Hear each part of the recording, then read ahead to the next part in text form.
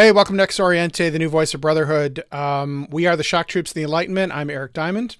And I'm Jason Van Dyke. And you might notice we have a lovely new look. We have a background of rich Corinthian leather. We have a rotating logo. We have all kinds of new stuff. I've been very busy. We're also going to have hopefully new episode art. And today I'm pleased to announce that we finally sent the long-awaited app off to get coded. So that's going to take, they said between 4 and 6 weeks until it shows up in the iTunes store. So as soon as that happens, we'll let you guys know. And it'll be a free app, and you'll be able to get all the episodes of X-Oriente on it. And as soon as we are able to determine that it's working the way it should be working, excuse me, we'll be doing a version for Android. So all you Android guys will be able to, take part. And there are some cool graphics in the app as well. So how are you doing? How's your week? I'm fantastic, and I'm super excited to know that little Ukrainian children right now are writing the code for our app. That makes me incredibly happy.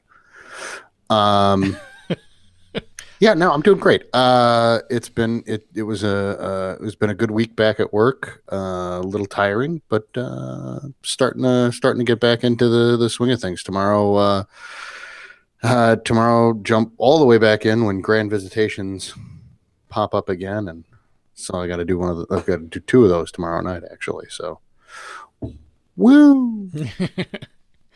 Masonry never sleeps, right? No. The sun never sets on the square and compasses. It just naps occasionally while the minutes are being read. Yeah, absolutely.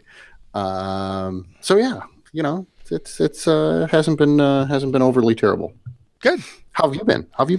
Been good. I mean, aside from the fact that now you've decorated us in rich Corinthian leather with spinning things, and it's pretty great. Yeah. Everything's going, pretty much as it was. Still working in marketing, and work is work. Yeah, I get that. Yeah. Anyway. So today we wanted to talk about symbolism. And Jason, you picked the topic. So tell me a little bit why this topic, why today? Yeah. All right. So I was really thinking about this. And so I started, for my blog, I started writing a piece on symbolism. And it's sort of I wanted it to be a little bit of a 101 kind of a thing. Like, here's some basic tools for you when you go out and you're looking at symbolism, things you should be thinking about. And I just briefly had started that, and that's why the topic had popped into my head, because I was like, we could really do a whole show out of this. Because the first thing that I kind of thought about when I sat down to start writing this piece was, it's incredible how much symbolism we read without really knowing it. Mm. And one of those things is reading. Reading is decoding symbolism. It's a cognitive process. It's you looking at something and deriving meaning from that thing, right? Mm-hmm. And that thing is variable even. It's not as straightforward as just, oh, well, there it is. That's a T. Well, combine a T with a couple other letters, an E, and what you end up getting is you end up with a really deep, complex symbolism that you're able to just kind of pound through once you understand the rules of it, and you understand how to approach that decoding process. And what we do in Masonry, I thought, it's not so dissimilar from finding a new word, right? A word that you've never seen before, and you don't understand its meaning readily. But you're able to look at that word, and you're able to use strategies to derive meaning from it. And so that's kind of what I wanted to talk about is what do we do when we're confronted by the symbolism of masonry? And often the symbolism in masonry is really complex stuff because it's got our symbols have multiple meanings.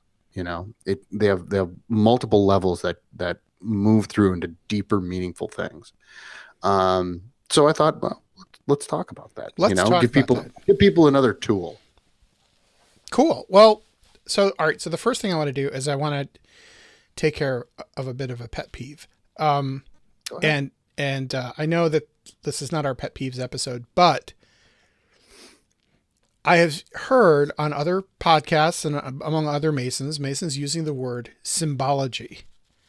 Oh, I hate that Symbology word. Is not a word. Symbology was made up by Dan Brown. There is no such field of study called symbology. There is no such thing as a symbologist, right? Symbology, it just doesn't exist, right? Hey, let me ask you a question, right? Okay, so Dan Brown wrote this thing about symbology, which to my ear as well is about as grating as irregardless. People who say irregardless need to be slapped in the face multiple times. Not a word. Think it through. But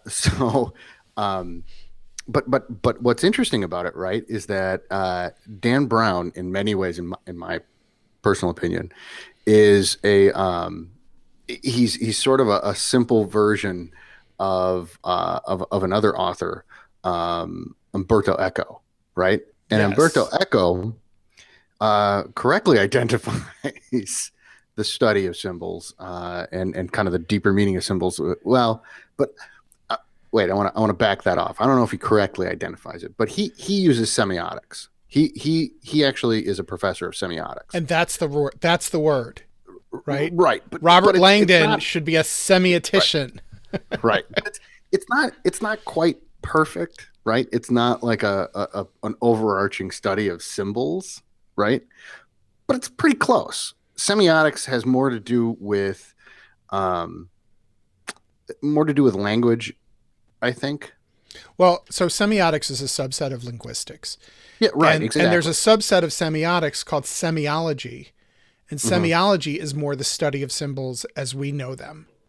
So looking at the kind of those the sort of the anatomy of a symbol and. I brought that up purely for the fact of saying to people, listen, kids, go read The Smart Dan Brown. Go read Umberto Eco. Umberto Eco is disappointed. He's fan-damn-tastic. Yeah. Really, really, really good writer. Yeah. So there's a couple things I just want to throw some social media into the ring. Brett Simon is he is proposing the word unregardless. Brett, I will slap you silly. And Diego Redondo says he said that he thought he was crazy that he'd never heard the word before Dan Brown's book. Diego, you're not crazy. No. Diego, you. Yeah, he completely made it up. So yeah, semiology is what it is. And Umberto Eco, I mean, most people know him for two novels that he wrote. One is called The Name of the Rose, which is really quite good, and the other one is called Foucault's Pendulum, which kind of starts to delve into secret societies and a lot of the same kinds of subjects that Dan Brown took on. It's just a little much more difficult book. Yeah, it's really dense and really complex. I've read it 3 times. I think I understand about a third of it. Yeah, and it's really good. The thing about Eco he's a semiotics. He was a semiotics professor. Yeah, he's no longer living. But some of his actual philosophical stuff is really just amaze balls, as the millennials like to say. He wrote one book called Hyperreality, and what he starts to argue, and there's another philosopher. This is a bit of a digression, but there's another philosopher called Jean Baudrillard, who I read back in the days when I worked in computer gaming. And so the idea was that, like can a simulation be more real than real? And this is Baudrillard's work is sort of the basis for the Matrix, like the are we just a big computer program? Yeah. So a lot of that stuff comes out of Baudrillard's sort of thought experiments and things like that. And Eco kind of wrote a few books on that kind of thing as well. But yeah, so semiotics is the term, and semiology, if you want to get really specific with it. So please, if you are within the sound of my voice, don't use the word symbology anymore. You will make semioticians cry. Right. Also semioticians can't afford the tears because they're professors. Right. That's right. Unless they write like best-selling novels. All right. So you were talking about like that there are Joe Crociata. Oh, amazeballs is acceptable though. Yeah. That is more than a decent point, Joe. Thank you very much. Most worshipful. Way more than a decent point. Yeah.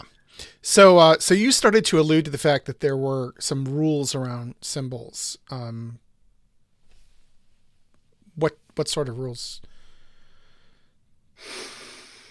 All right. I mean, are there rules? I guess that's the first question. Yeah. Are there? Okay. No.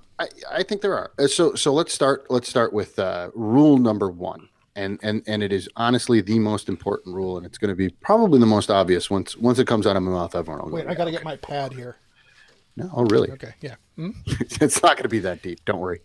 Rule number 1: don't confuse the symbol for the thing it's symbolizing. Right.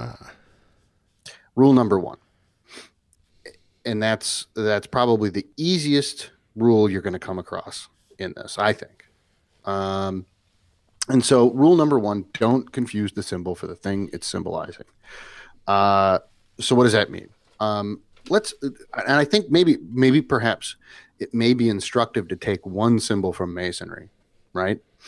And then use that through this as our example, right? Mm-hmm. So that we can kind of, as we go along, penetrate through that symbol.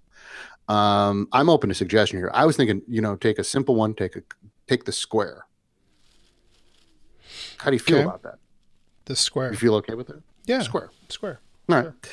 So with our first rule, we are not going to confuse the fact that just because we have a square, that we're going to go and draw or measure a bunch of right angles.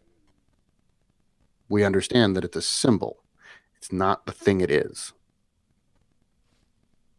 I'm not sure I understand that. So when I say don't confuse the symbol, or don't confuse the symbol for the thing that it symbolizes. So therefore, what I'm saying is that the thing that the object, the symbol that's being used, is not exactly what it is, right? There is a deeper meaning. There's a deeper level to it. So therefore, we can't take it too literally. Okay. And so while it is a square, while it is used for measuring right angles, there is more to this story than just that. There's actually 3 things, right? So I'm gonna delve into into the magic iPad. There's there are 3 things that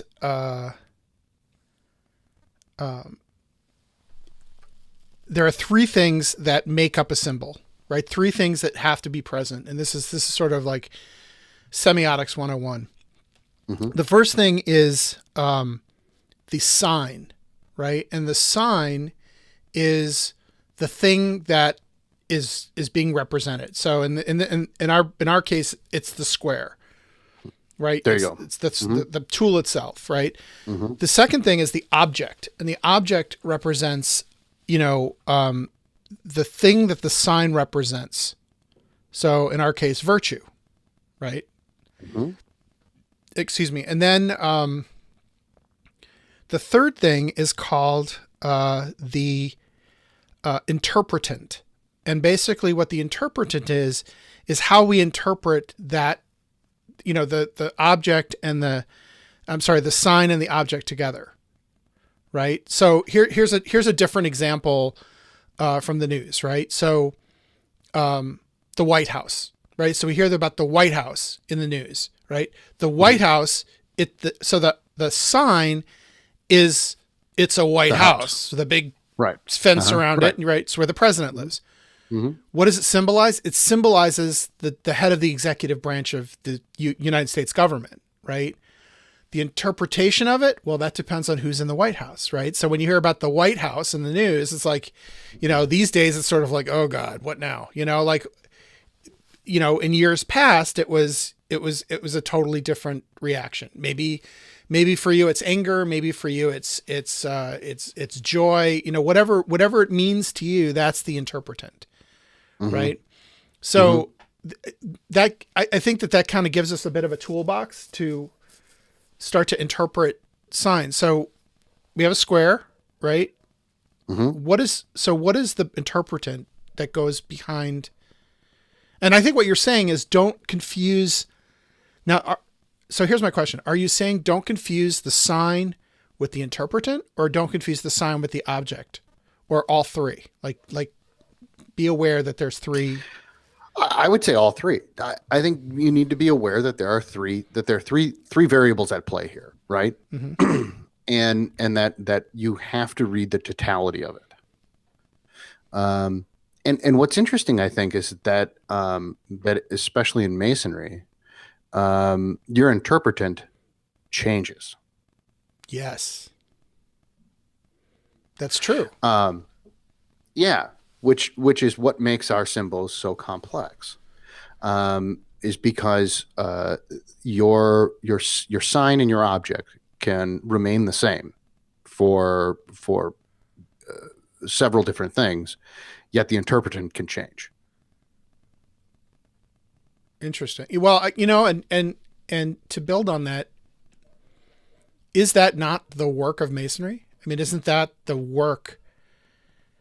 Right. So like we have the tool, we have the object, we have to now interpret, and it's that interpretation that that's why Masonry is not easy, right? That's why it's yeah, that's why it takes a lot of work. Yeah, no, I'll buy that. I'll definitely buy that. And I'm trying to think of I want to get a better example than the square. Maybe that one. I want to get a good one that's got multiple meanings. That's easy to talk about.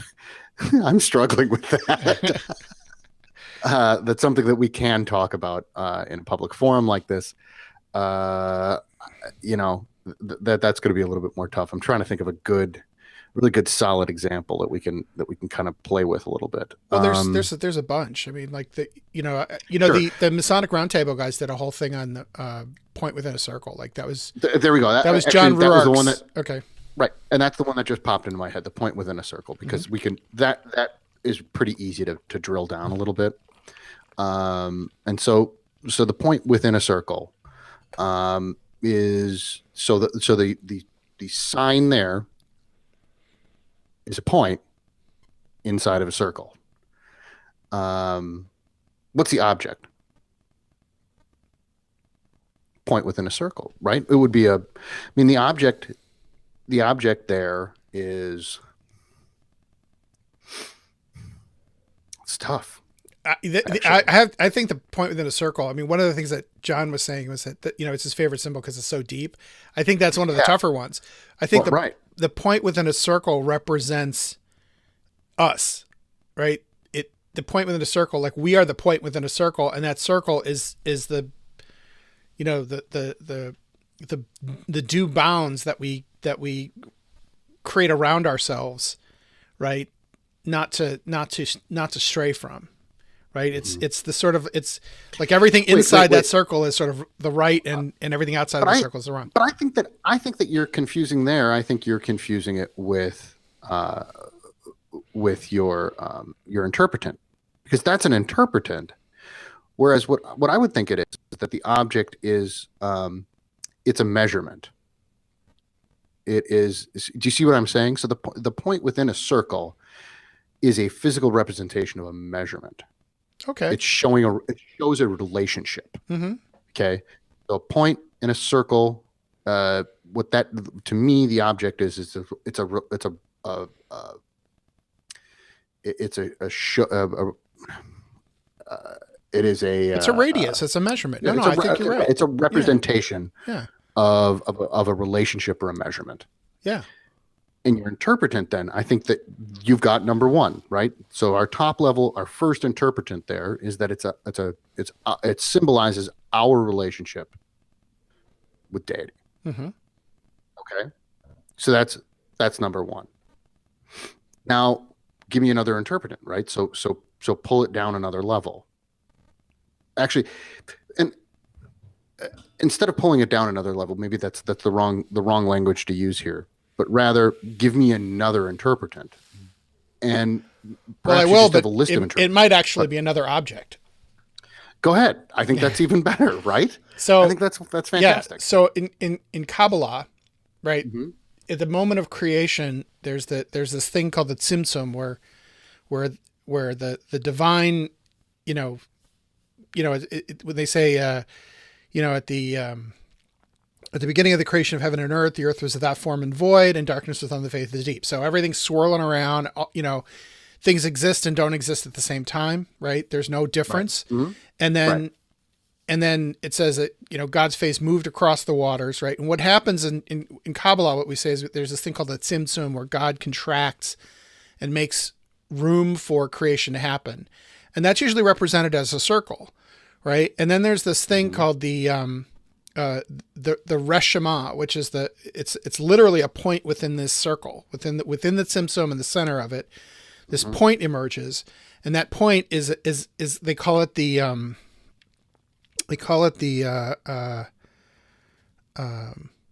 can't remember the name. It's a Ladino word, but it means a botzina di Cardenuda, which is the lamp. They call it a lamp of impenetrable darkness. So it's darkness that's not just the absence of light. It's actually its own like sort of negative energy. And then from outside, this thing, the ray happens. So they call the kav. So when basically what happens is, like lightning, the two sides meet in the middle, and light is created. And that's how light starts. Right. So that when God said, let there be light, that's what happens. It's like a lightning strike. And what's interesting is that like this, they came up with this before they even knew that lightning was electricity or how lightning actually worked or anything like, before high-speed cameras and stuff. But what's interesting is that the moment right before that happens, when you look at the sort of the cosmic, it's called the Hallel, that space that's created.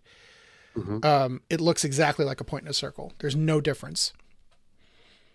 So that's another. So that could be a different object, right? So when you look at the point in the circle, you go, "Oh, that's the Hallel at the moment of creation," right? So, well, no, I think that. Well, actually, and I think that's a really interesting point, Eric. Because what's interesting about that is that Freemasonry teaches us one thing, and yet it's the exact same symbol in another tradition, right?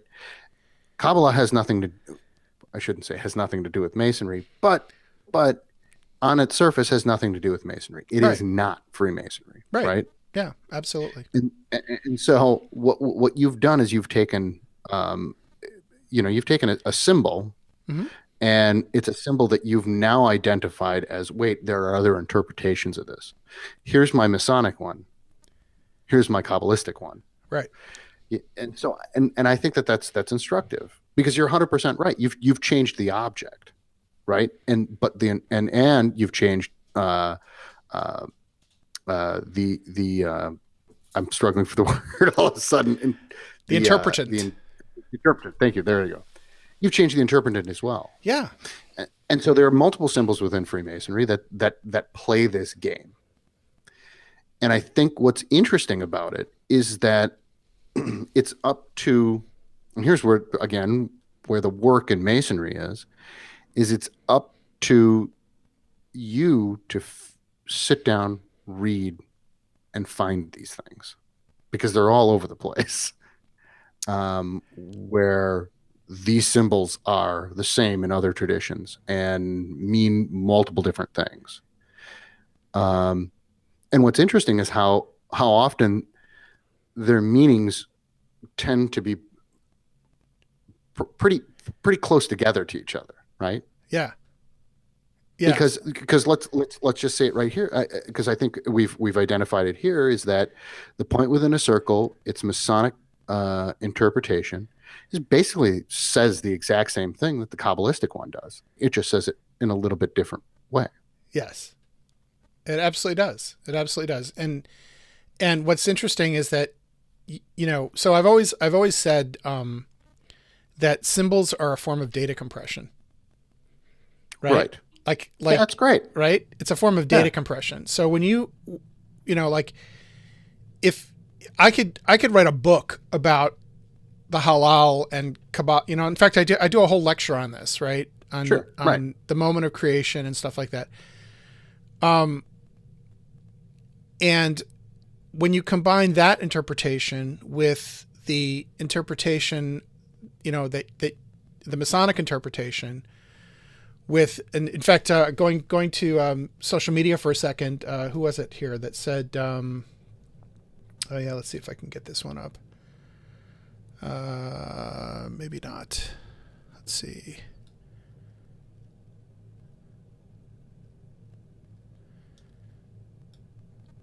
I can help. Who are you looking for?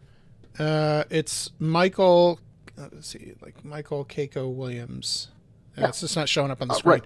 But he says he says lingam and yoni, or point within a circle, right? So that's another potential interpretation of point within a circle. I'm sure there's lots of them. All right, so Diego has a question. That's a great question. Does a similar interpretant for the same symbol indicate a common origin for that symbol, or speak to the commonality of the human psyche? That's a great question. I don't know the answer to it, right? Damn good question. Yeah. And if you figure that out, Diego, I expect at least a 10% commission. Because you've asked that question here, and I feel that we're responsible for it. Well, different people have different interpretations. So Michael Graves, who is a contemporary of Joseph Campbell, he wrote, what did he write? He wrote a bunch of good stuff. Did he write I, Claudius? Did Michael Graves write that? Rings a bell. Yeah. Anyway, but he wrote a really great book called The White Goddess. And it sort of talks about, it sort of talks about the feminine aspect of deity. And, he says, like, in every culture, there's like a goddess figure, whether it's the Virgin Mary or whether it's, Kali in Hinduism or the Shekhinah in Judaism. I mean, everyone has this. And why do they have it? Well, they have it because there's this sort of relationship that poetry has to the feminine. And Joseph Campbell kind of picked up on this in some of his work as well. But the point that Graves makes in The White Goddess is that all of it derives from a single place. Like it's part of this Indo-European, like when you look at, how civilization started, it's, it probably comes from a single source. That's one theory. Yeah. Joe Crociata. Can I just say, I'm like thrilled that Joe is here live. Like that is just like, I'm shocked. I had no idea that he even. We've made it. I didn't even know that he could use his phone for these for these kinds of things. It's apparently amazing. He says you may be going rather far afield in Kabbalah references. Try viewing the point within a circle as a boundary rather than a measurement. Outside the circle isn't deity, but rather the parallel lines that are significantly human, and finding one's measure to this boundary. I think so. I mean, I think that's right. I do too. I think what you were saying though is that the object, like in other words, without interpretation, the point within a circle stands for a measurement. It's not. Correct. Right. Right. Mm-hmm. Right. But I think that Joe's point is valid as well. Sure. See, this is again, you change the object a little bit, and you've changed not just the object, but you've also probably changed the interpretant on that as well. Yeah. So I mean, it's a really, really good point. And what's interesting is that he in his interpretation of this, he's actually flipped my my object, because my object said that deity was in the middle, right? Mm-hmm. In my object, deity is in the middle. The larger circle represents humanity that surrounds that deity, the consciousness that surrounds it. And he flipped that around, and pretty good. Yeah. I'll No, buy it. I'm kind of, I'll buy it as well. I'm kind of with Joe on this one. But yeah, it's, and so that's another kind of interesting thing. So we've talked about, I've talked about this in the past. I've now talked about it on the Masonic Roundtable a couple of times. But Pardes, right, as a methodology, right, says that there's layers of meaning to symbols and to these things, and that's sort of a demonstration of that, right? So you can, the beauty of this data compression that is Masonic symbols is that you can go really, really deep into them and find new layers of meaning all the time, right? And so then when you see, that meaning, it unpacks so much. I think that's probably why, not to get into a points in, points out argument, but that's probably why so many of us wear Masonic rings, right? Is that when you look at that, the square and compasses on your finger, it's unpacking in a few seconds a tremendous amount of data, as much of it as you allow it to start to unpack, right? It might just be like, oh, I'm a Mason, or oh, I have lodge next week, or or even deeper, like, I'm not going to kill my boss because that would be bad, like square of virtue, right? Well, sure. It almost acts like if you allow it to, it almost acts like a memory palace, which I don't know if we've ever talked about on the show before, but we ought to, because they're really cool and really interesting. And I guess for those who don't know what it is, it's a memory palace is it's an imaginary construct that you make in your mind. Tends to be a building, but a building that you're very familiar with, or one that you build from the ground floor up and that you know every nook and cranny of, and you're able to imagine that and to really visualize it in your head.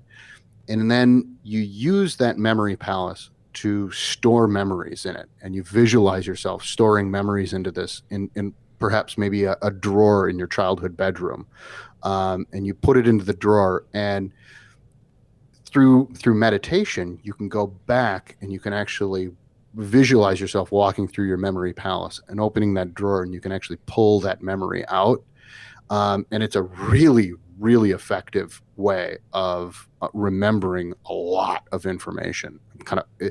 It helps you pack it in there, to pack that data and to compress it, so that you can access it. Right. When you talk about a symbol such as like a Masonic ring, right, you can use that almost as a physical memory palace, because you're packing in a lot of stuff into what that ring, what that square and compass on your finger symbolizes, and what it should remind you of immediately by looking at it. And I think that's kind of incredible. Yeah. It's kind of incredible that you can do that with something so simple. Yeah. I want to go back to this because it's good. Michael Kiko Williams. So would you agree that Masonry is the Dewey Decimal System of esoteric studies? No. I mean, the thing about the Dewey Decimal System, which is really kind of groundbreaking, is that it told you exactly where a book is. And because the interpretant is different and changes all the time, it tells you kind of what neighborhood it's on, but it doesn't tell you where it is, or, like, in other words, it's a way of,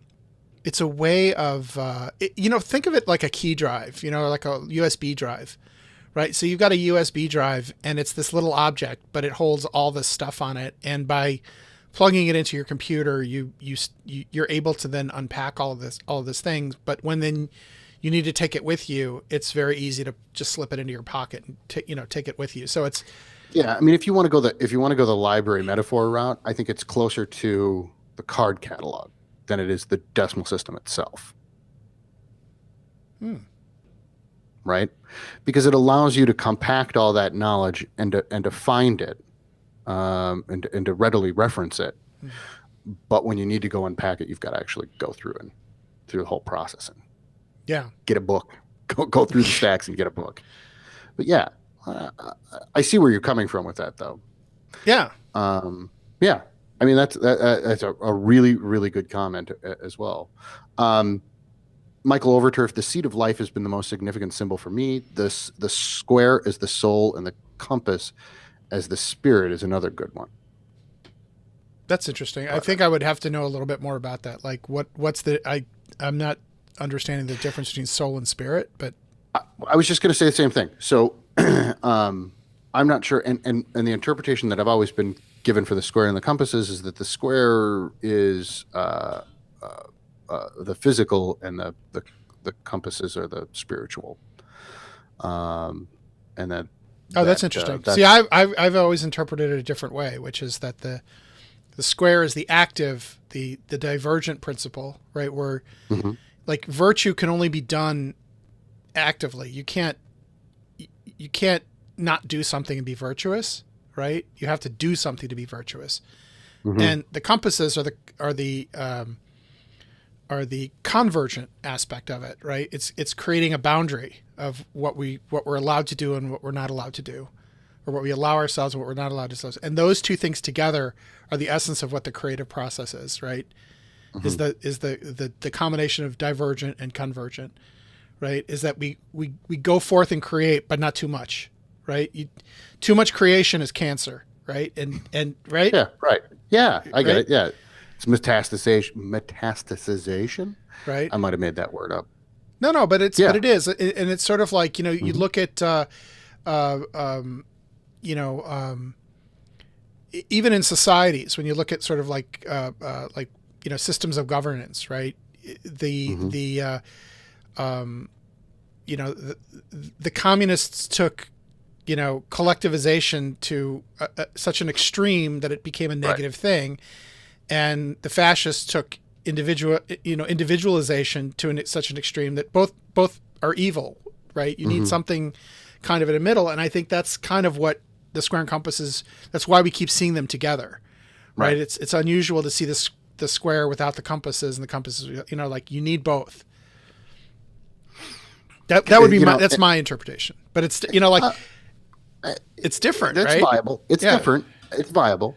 I mean, it tends to jive with the whole Scottish Rite thing. Which is just Scottish Rite is just another. It's a code word for Albert Pike, because he's the one who basically made all that stuff up. Yeah. Um, and what's interesting is that the 32nd degree in the southern jurisdiction of the Scottish Rite, I believe in the northern jurisdiction, the 32nd degree is I think you become a postman out in the Wild West somewhere, but whatever. It's The on important thing Netflix. is right. It's on Netflix. You can download it. Yeah. You can binge the northern jurisdiction. Uh, We call that a I'm reunion. sorry. Right. I'm sorry. But only this much. So, in the southern jurisdiction of the Scottish Rite, the 32nd degree is the master of the royal secret. And spoiler alert, I'm just going to say it. The royal secret is balance. It's actually equilibrium, is what Pike says. And it, it really gets me because there's a lot of hooey in the Scottish Rite. There's a lot of hooey in Albert Pike's writing, and it's hard to get through that stuff and take him seriously. But every once in a while, man, that guy just kills it. Mm-hmm. And the 32nd degree does. It really hits the mark with equilibrium. And that equilibrium is the royal secret. It is everything. And equilibrium, when you start to really think about the concept of it and what it really means and how you should practice that, it it it becomes more and more important. And you can see that equilibrium, if you find equilibrium, is an incredibly powerful thing in one's life.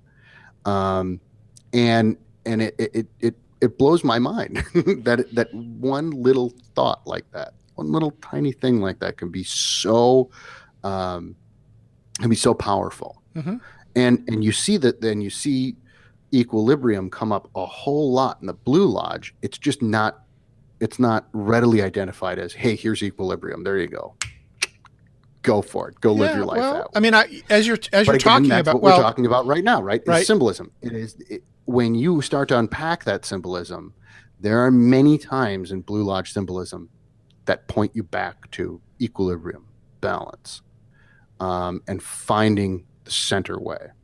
well, I mean, Um, just think about it like this: if we are Masons mhm. and we build a building that does not have equilibrium, it falls down, right? I mean, that's the from an object point of view, right? Equilibrium, masonry is itself a study in equilibrium because Yeah, if you're going absolutely. to build a building, you have to Sure. it has to stand on its own, right? Right. I mean, Right. even those architects who do like cantilever things, right? So for those who don't Mhm. know, a cantilever is like you might have like an Looks like this. overhanging Looks roof like like this, right? Mhm. And Yep. in order to have that cantilever that it doesn't go like this, you need to have enough weight on the other side of it to create equilibrium so that it doesn't, it balances. Mm-hmm. It's like Tony Stark's house, right? Like it's hanging over a cliff, right? That's right. Doesn't Right. fall because there's enough mass on the other side of that cliff so let's all thank the communist Le Corbusier. Yeah, absolutely. Which, speaking of which, so this kind of pops back. I just want to say this. When I was in Paris last week, I went and saw the Notre Dame Cathedral of Notre Dame, and it is the first real cathedral I've ever been in my life. I've been in the National Cathedral here dozens of times. Not a real cathedral. It's not like that.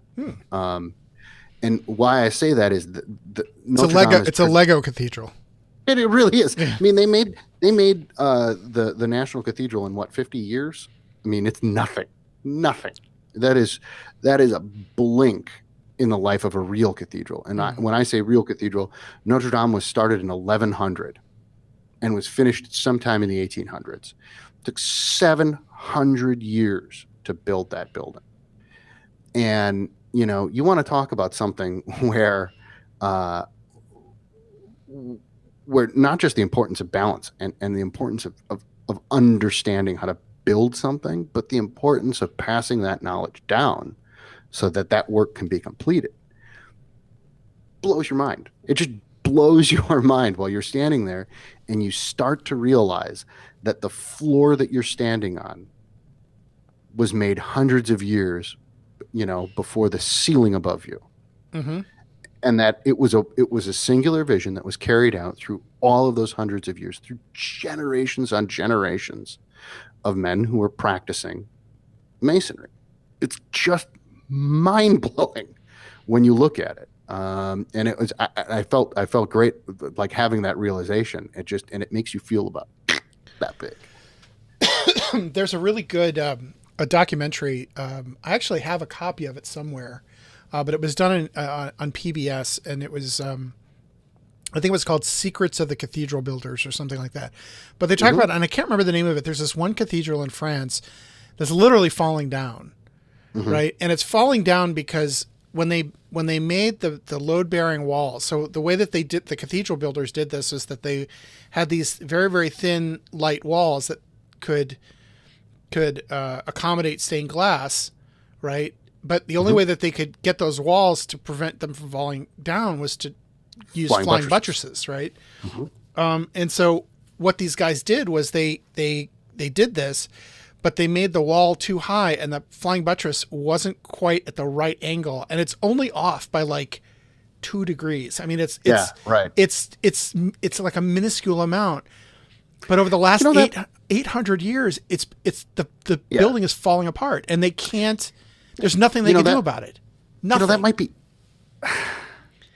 I don't know. Internet connected me. Correct me if I'm wrong. That might be Chartres. Is it Chartres Cathedral? No, I don't think it's Chartres, but No? Okay. It's another one. But okay. But they've had to like put like huge steel beams and cables and all this stuff to keep it from falling down, and it's eventually going to fall down. Yeah, they had to do the same thing with Frank Lloyd Wright with Falling Water in Pennsylvania, because that thing is cantilevered actually over the river and near a waterfall, and that thing was starting to come down, and they actually had to go through and actually redo all of the support inside of that building to make it kind of work. And they all admit that they'll probably have to go in and reinforce it again somewhere in the future, which, that means that they did not share an interpretant. Diego Redondo that makes a great point, which is that they shared an interpretant. When you're building a cathedral like that they all share the interpretant. Great point. That's exactly what that's this true. is. And what's interesting, and Chart I think is a great example of this, of how they started with one vision and ended up with another. They just they had a new idea. They're like, oh, look, Yeah, right. Shiny thing. Yeah. Let me ask you this, Eric, because I think this is instructive as well. How come? So when we're using symbols and things like that, we're using these things to communicate. That is the purpose, right? It's to communicate to one another.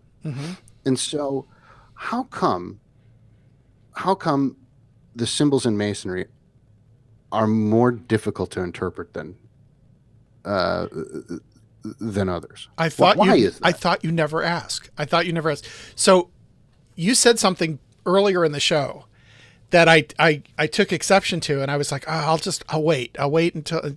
But now that you've asked, now you have your moment to pounce. I've got my mouth. Yeah, pounce. What you said, and I'm paraphrasing here, but what you said is that it's up to us as individuals to sit and meditate and read on it and interpret it for ourselves. And I disagree with that. You're right. That's what the purpose of a lodge is. Right. We do it together, there you go. right? There you we go. do it. Right. We have conversations like this, and you bring what your interpreted, and I bring my interpreted, and together we sort of pound out either a combination of those interpretants. We reject one in favor of another, or we reject there's a that's what it is to work a stone, right? Because it's not one guy works a stone, right? It's right. You got some guys who rough it out, and other guys polish it up, and so it's that's why Masonry is a lodge based thing. It's not an individual thing, right? Like you can become a Rosicrucian and never see the inside of a Rosicrucian lodge, right? You can join a morgue and do everything by mail, and you can see the jokes about the Scottish Rite notwithstanding. Irregardless, you can join that's why like watching a video is not gonna do anything for you unless you have that follow-up work where you're actually having these discussions to understand what those meanings are, and that has to be done as a group. It's interesting, you're not supposed to in Kabbalah, right? You can read and study, but you have to do it in groups. Traditionally, like if you study traditional Kabbalah, it's required that you do it in a group, because you can lose your mind. You can kind of go off in this like crazy interpretation and kind of go off the deep end, and you need the critical analysis that a group of people working together kind of has. And that's why doing things like writing papers about symbols, and it's funny, but people talk about Masonic research and they always talk about it in terms of history. I think we're doing ourselves a disservice. I think that we should be talking about what are those interpretants for the 21st century, and how should we be, right? And how should we be? I think what's interesting is that there are times when we have talks about symbolism and when we have talks about kind of the deeper meanings of Masonry and its symbols. There are times when I think to myself, is this what they meant? Let's say Preston Webb, as they develop a ritual, is this what they were thinking? Like, what I want to communicate is these things.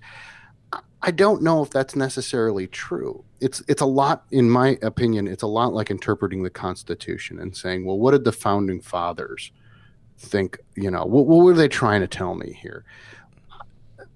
Often I don't think that that's the point. I think actually the point is that what they're looking to do is exactly what you're talking about, which is to get a lodge to work together. You figure this out and get to the meaning that makes the most sense and does the most good in the time that you're doing it. Mm-hmm. And I think I tend to think that that's the right answer. Obviously, we'll never know, but I tend to think that that's the right answer.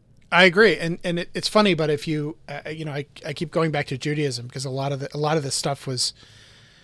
So that's fine. I'm Catholic. I'll keep going back to the Constitution because I have no idea what's written in that book they give us. But that's for a priest. But there's a lot of that sort of methodology was sort of invented, Sure. Back in the days of the Babylonian Talmud. But that's essentially, like, if you read the Talmud, that's what the Talmud is. It's a bunch of guys sitting around arguing, right? Over little schnapps, little bagels and lox, right there. But that's what they're doing. It's like Rabbi Joshua said this and Rabbi, blah, blah, blah, and that's all it is. And so it's like the art of war. Well, and the point is that there was a written Torah, right? Which was that was sort of enshrined, passed down, right? Yeah. But then there was the oral law, and that was supposed to be argued and interpreted. And what I think is really interesting about it is that it's a continual process, right? So when you're required to, like, start from the beginning and you get to the end of the Torah, and then you roll the thing back up to the beginning and you start all over again. And what's important is not where you end up. Right, because where you end up is where you end up today. As you mature, your interpretations get different, right? They get deeper. They get get more informed, and so the way that you're going to interpret a Masonic symbol at 25 and the way you're going to interpret it at 65 is going to be very, very different, right? And so it's important to continually, like, you can, like I have my interpretation of what the square is and what the compasses is. I can guarantee you that was not my interpretation of the square and compasses when I first became a Mason, right? It took me years to kind of come to that conclusion. 20 years from now, I may have a completely different understanding of those symbols, right? And that's why the symbols themselves are so powerful, right? Is because each time we go back to them and interpret them and use them, the tool changes us and we change the tool. Yeah. And your experience drives a lot of that, right? Yeah. And yeah, I'll buy that. I think it's a really, really valid point, is that these things are living, breathing things. Yeah. Your experiences drive it and your relationships drive it, right? It's like who you associate with and who you you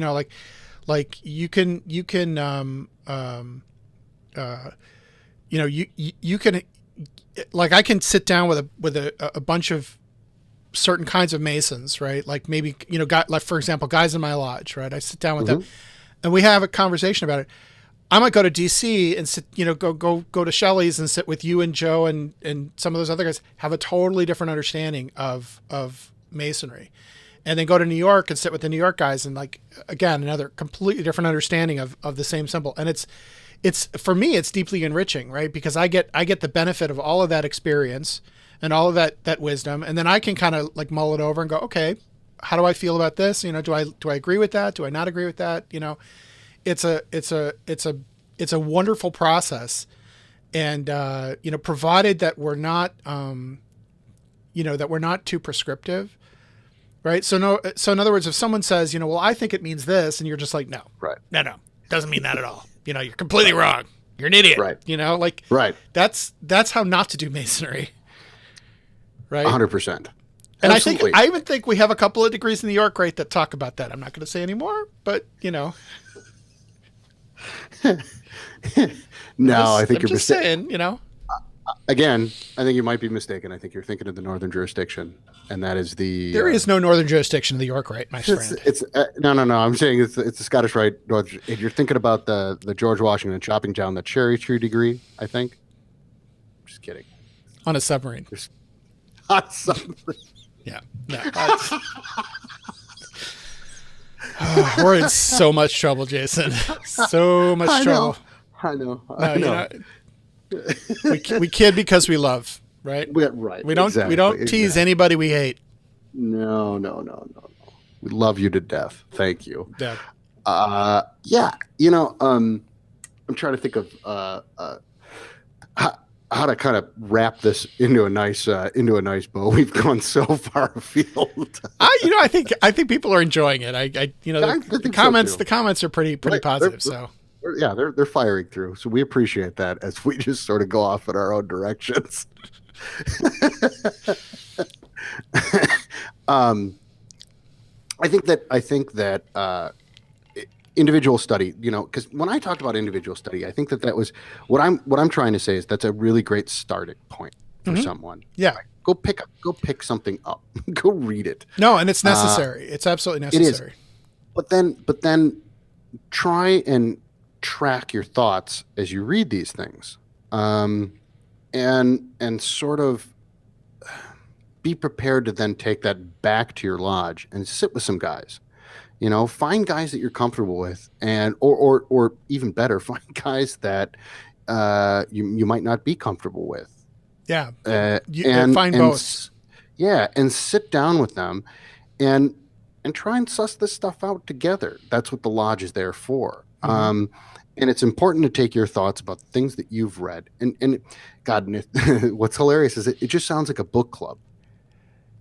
But I don't know, man. I've sat down with, I've had one of these discussions with Rex Hutchins where he's handed me the broken pieces of my psyche, and it was, it's a great experience, but it ain't no book club. No, it's not. That is damaging. I've had those conversations with Rex before, but Rex tends to, God love him, but he's a Socratic teacher. In such that no matter your opinion, and it could actually be demonstrably correct, he will berate you until it breaks you. Well, he's the Socratic Loki. Yeah, right. He is. And the thing is, he will always take a position that's opposite yours, regardless of what he actually believes. Yeah. Just because he wants you to do a better job defending whatever your position is. He's a brilliant teacher in that regard. Yeah. He's brilliant in that regard. Yeah, for sure. Yeah. But there are more than one times that he's brought me to the verge of tears, going, just shut up for 5 minutes and listen. I can't read Joe's comment. Uh-oh. What did he say? It's not showing up on my screen. I'll tell you. Let's see if I can. Be careful. You mentioned Rex. It's hard to keep the word "mind f" off the air. Yeah, that's true. Ain't that the truth? That's true. Although it's funny. I was submitting the app for coding, and one of the things I have to fill out a bunch of forms, and one of the forms I had to fill out is they were asking about like the different types of content. Does it have sexual violence? No. Does it have profanity? Occasional. Ooh, hey, do we get occasional profanity? I can use some every once in a while. Yeah, well, you do. I mean, that's we have for that is what I want to know. What kind of a bucket? I caution those out there that this is literally the cleanest my language ever is for 1 hour every Sunday, because other than that, I'm a filthy sailor. But I kind of want to know, like, what does occasional mean to them?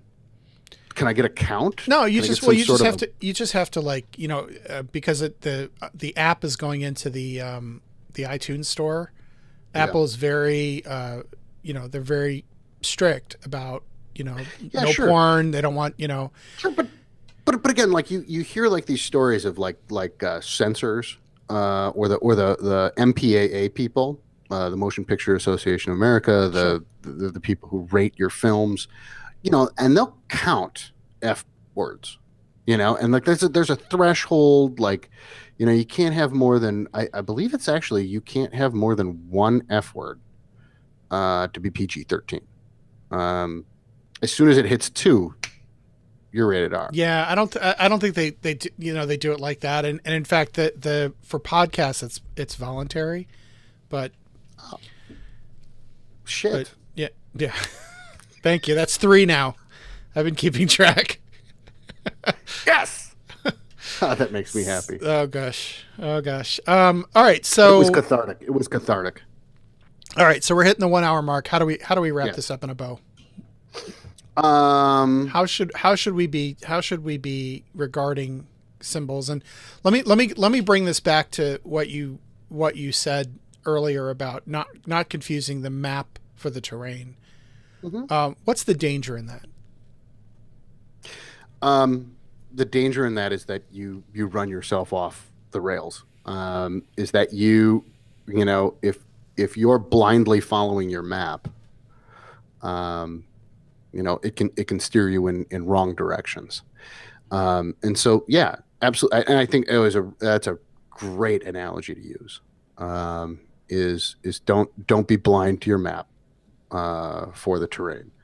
Um, so yeah, 100%. And I think that moreover, what we've talked about here tonight is honestly just the very start. But I think the most important thing that you can do is to take some strategy with you. You know, when you're sitting down and you're looking at these symbols, um, draw from your experience. And if you find yourself coming short and saying, God, I just don't know what this is, like all I can see is a square.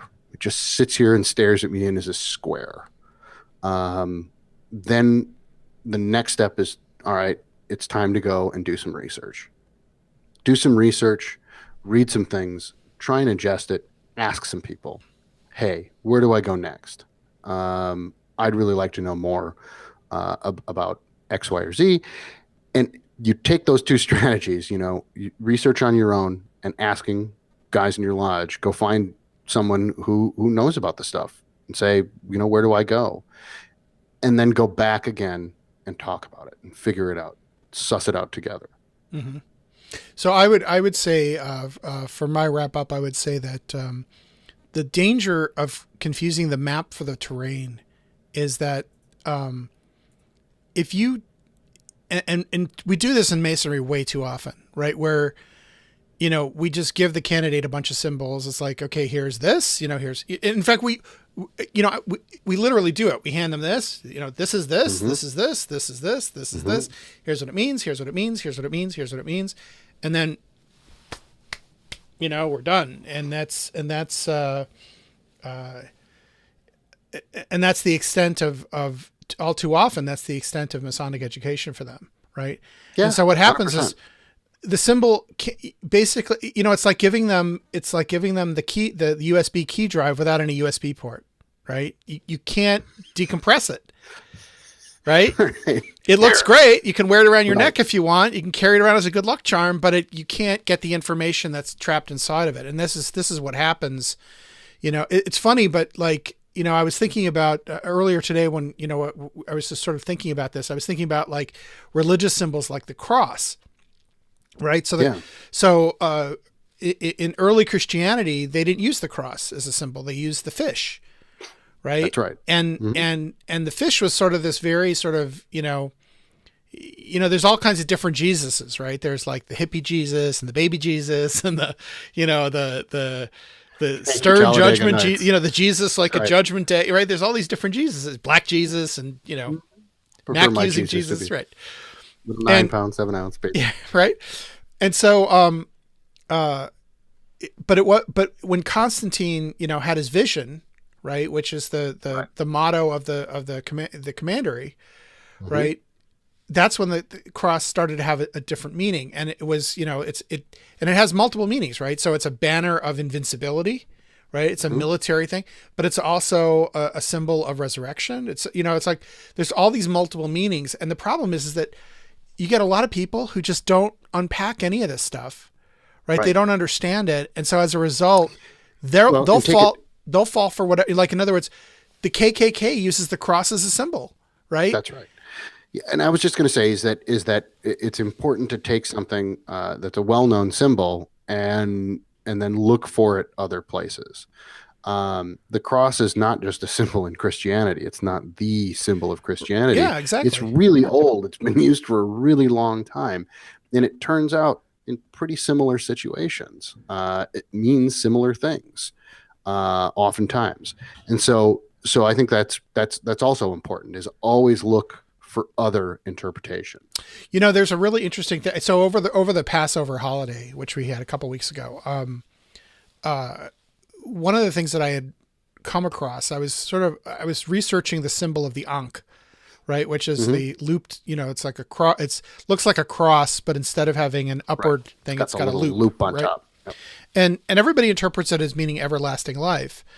And it's an Egyptian hieroglyph. But what's interesting, and I didn't know this, is that they found in Jerusalem a seal. There are all of these seals that they find at archaeological sites, and they're called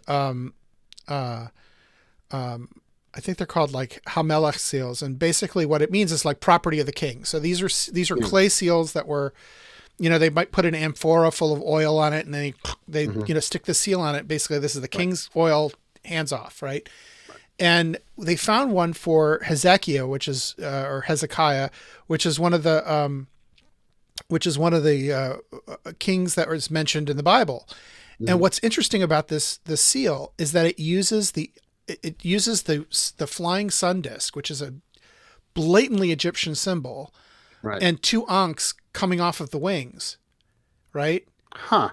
Jewish king, and a well-regarded one, right? So this is for those who don't know, you're not up on your Bible. Hezekiah was the king whose prophet was Isaiah, right? So he's a pretty good one. He's a pretty good one. He's highly regarded. He was considered a prophet. You might as well go for Isaiah. Right. He was loved of, God really liked him. He's one of the good kings, and he's using this. He's the one that went to heaven on a chariot, right? No, that's the flaming chariot. That's Elisha. Damn it.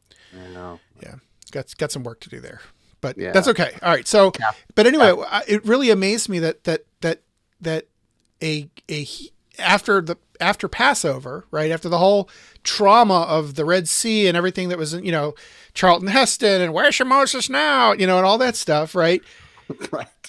That a king of Israel would be adopting Egyptian symbolism as part of his own identity, which really kind of I was like, wow, that is mind blowing. Right. So there's all these different layers of symbols.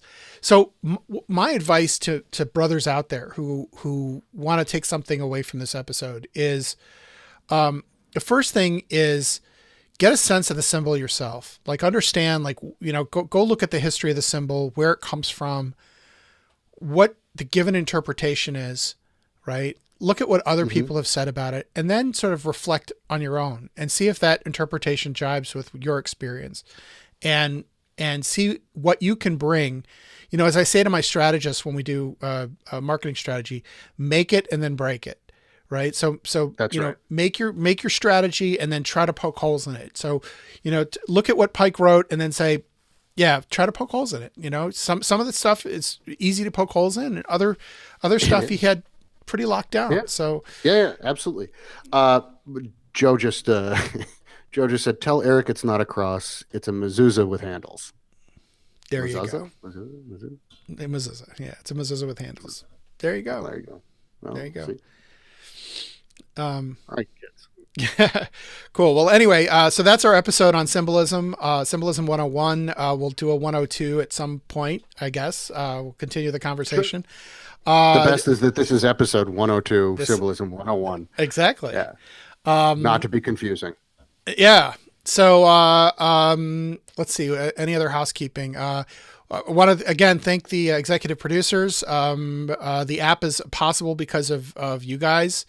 We're going to have to pay a little bit extra in our monthly fees to maintain the app, but I think it's worth it. And you guys are making it possible. So thank you. If you want to become an executive producer, please visit our Patreon page. It's www.patreon.com/X-Oriente. Drop us a line and let us know what you think of the show. And if you're not subscribed to the show, please subscribe. Go to the iTunes store, wherever you get your podcasts. We're on Stitcher Radio. We're trying to get as many places as possible, but wherever you're getting the podcast from, if you're downloading it, subscribe to the YouTube channel, subscribe to the feed, and leave a review. The reviews are important because good reviews get us more visible in the search results, and it means a lot to us, and we like to read them. And then let us know what you think of the episode. Drop us a line at xoriente@gmail.com and let us know, or leave a comment on our Facebook page or on our blog at www.xoriente.com. So until next time, thank you so much for being here. Before we go, I want to thank the executive producers again, because pretty sure we lost the NMJ as an ad sponsor for this show. Thank you. Good night, everyone. Take care.